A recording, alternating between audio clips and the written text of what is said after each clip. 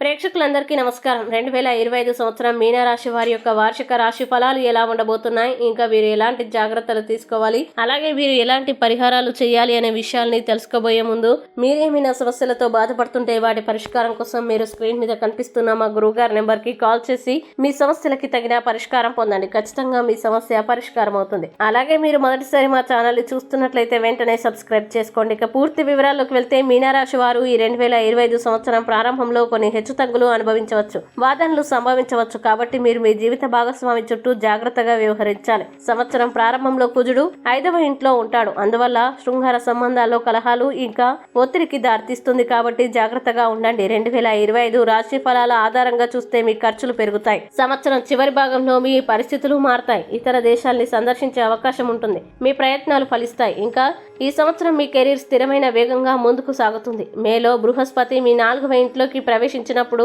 మీ కుటుంబం మరింత ఆనందం ఇంకా ప్రశాంతతని అనుభవిస్తుంది. ఇది మీ పనికి సంబంధించి మంచి నిర్ణయాలు తీసుకోవడంలో కూడా మీకు సహాయం చేస్తుంది. అలాగే మీనరాశి వారికి ఈ సంవత్సరం అంతా శని కుంభరాశిలో 12వ ఇంట్లో, రాహు మీనరాశిలో 1వ ఇంట్లో మరియు కేతు కన్యారాశిలో 7వ ఇంట్లో సంచరిస్తారు. గురువు మేషరాశిలో 2వ ఇంట్లో మే 1 వరకు సంచరిస్తాడు.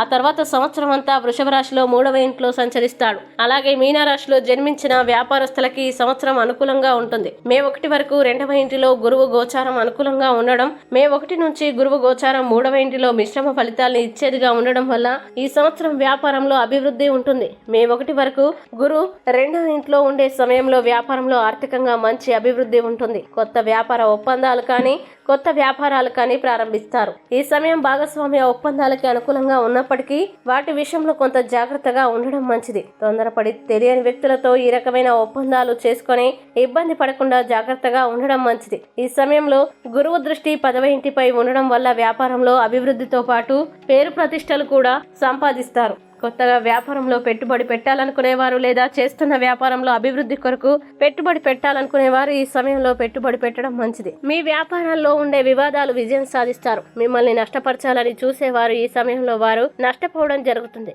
మే 1 నుంచి గురువు గోచారం 3వ ఇంటిలో ఉండడం వల్ల వ్యాపారంలో అభివృద్ధి ఉన్నప్పటికీ ఆర్థికంగా ఈ సమయం సామాన్యంగా ఉంటుంది. మీరు ఎక్కువ సమయం వ్యాపార అభివృద్ధి కొరకు కేటాయిస్తారు. అలాగే దాని కొరకు ఎక్కువగా ప్రయాణాలు చేస్తారు.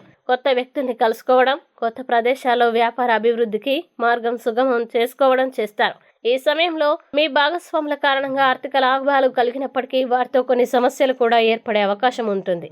ముఖ్యంగా వ్యాపార భాగస్వామ్య విభజన విషయంలో కొన్ని సమస్యలు ఏర్పడే అవకాశం ఉంటుంది. న్యాయ సలహా వల్ల కానీ లేదా మిత్రుల సహకారం వల్ల కానీ ఈ సమస్య పరిష్కారం అవుతుంది. ఇంకా మీనరాశిలో జన్మించిన ఉద్యోగస్తులకి ఈ సంవత్సరం మిశ్రమ ఫలితాలను ఇస్తుంది. మే 1 వరకు గురువు గోచారం 2వ ఇంటిలో ఉండడం వల్ల ఉద్యోగంలో అభివృద్ధి సాధ్యమవుతుంది. గురువు దృష్టి 6వ ఇంటిపై మరియు 10వ ఇంటిపై ఉండడం వల్ల ఈ సమయంలో మీరు చేసే పనికి గుర్తింపు లభించడమే కాకుండా మీ పై అధికారుల ప్రశంసలు కూడా పొందుతారు. మీరు మీ బాధ్యతల్ని నిజాయితీగా నెరవేర్చడం వల్ల పదోన్నతి కూడా సాధ్యమవుతుంది. ఈ సమయంలో కొత్తగా ఉద్యోగం కొరకు ఎదురు చూస్తున్న వారికి కానీ పదోన్నతి కొరకు ఎదురు చూస్తున్న వారికి కానీ అనుకూలంగా ఉంటుంది.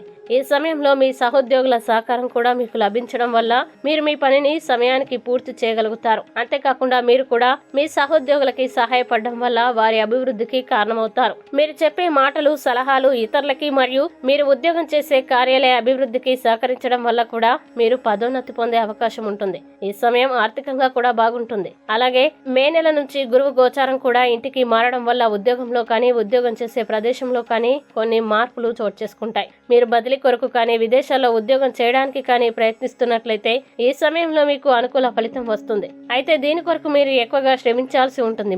ముఖ్యంగా మీ ప్రయత్నాలకి కొంతమంది అడ్డు తగిలే అవకాశం ఉంటుంది. కాకపోతే మీ నిజాయితీ మరియు మీరు గతంలో చేసిన పనుల కారణంగా మీరు కోరుకున్న చోటికి బదిలీ అవ్వడం కానీ లేదా విదేశాలకి వెళ్లడం కానీ జరుగుతుంది. ఈ సమయంలో మీరు అధికంగా ప్రయాణం చేయాల్సి రావడం కానీ లేదా కొత్త ప్రదేశంలో ఎక్కువ కాలం ఉండాల్సి రావడం కానీ జరుగుతుంది.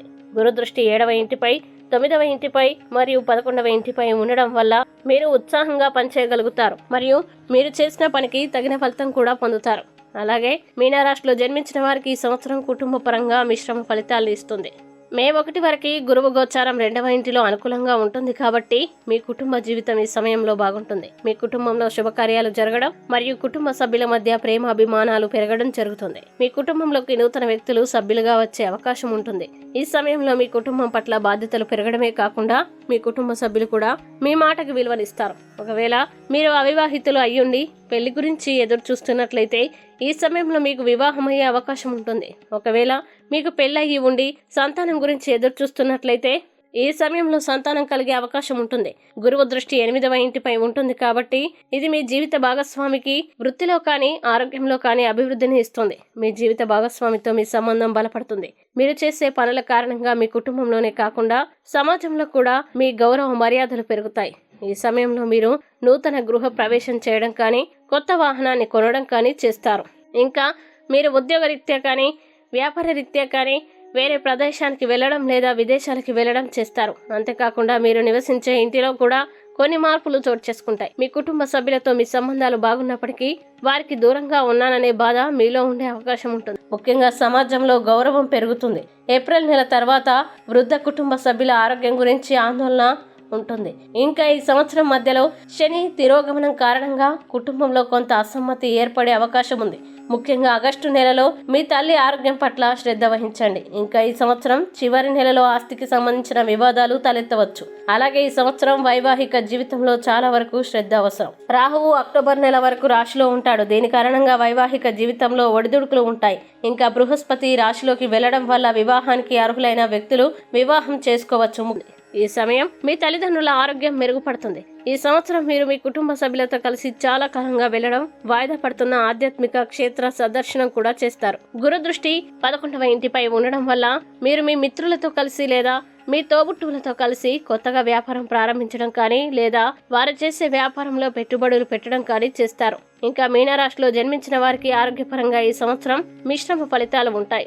మే 1 వరకు గురు గోచరం అనుకూలంగా ఉంటుంది కాబట్టి ఆరోగ్య విషయంలో పెద్దగా ఇబ్బంది పడాల్సిన అవసరం ఉండదు. చిన్న చిన్న ఆరోగ్య సమస్యలు వచ్చినప్పటికీ వాటి నుండి తొందరగానే బయటపడగలుగుతారు. గతంలో ఉన్న ఆరోగ్య సమస్యలు కూడా ఈ సమయంలో తగ్గుముఖం పడతాయి. మీరు శారీరకంగా కాకుండా మానసికంగా కూడా ఈ సమయంలో ఆరోగ్యంగా ఉంటారు. గురు దృష్టి 6వ ఇంటిపై ఉంటుంది కాబట్టి ఈ సమయంలో మీ రోగ నిరోధక శక్తి కూడా బాగుంటుంది. అలాగే మే 1 నుంచి గురు గోచారం 3వ ఇంటిలో ఉండడం వల్ల ఈ సమయంలో ఆరోగ్య విషయంలో కొన్ని జాగ్రత్తలు అవసరం. అయితే గురుదృష్టి 11వ ఇంటిపై ఉంటుంది కాబట్టి ఈ సమయంలో అనారోగ్యాల బారిన పడినప్పటికీ వాటి నుంచి తొందరగా బయటపడతారు. ఇక మీనరాశి వారికి 2025 సంవత్సరం యొక్క వార్షిక ఫలాల్లో చేయాల్సిన పరిహారాలు గనక చూసినట్లయితే మీనరాశి వారు ప్రతి గురువారం ఆవుకు బార్లీ తినిపించండి. ప్రతిరోజు నమ శివాయ జపమాల జపించండి. అలాగే నరసింహస్వామి ఆలయంలో 1000 దీపాలు వెలిగిస్తే రుణ సమస్యల నుంచి ఉపశమనం లభిస్తుంది. తిరుచెందూరు మురుగన్ ఆలయ సందర్శన కుటుంబంలో ఆనందాన్ని పెంచుతుందని చెప్తారు. విద్యార్థులు గురువారం దక్షిణామూర్తిని పూజిస్తే చదువులో రాణిస్తారు.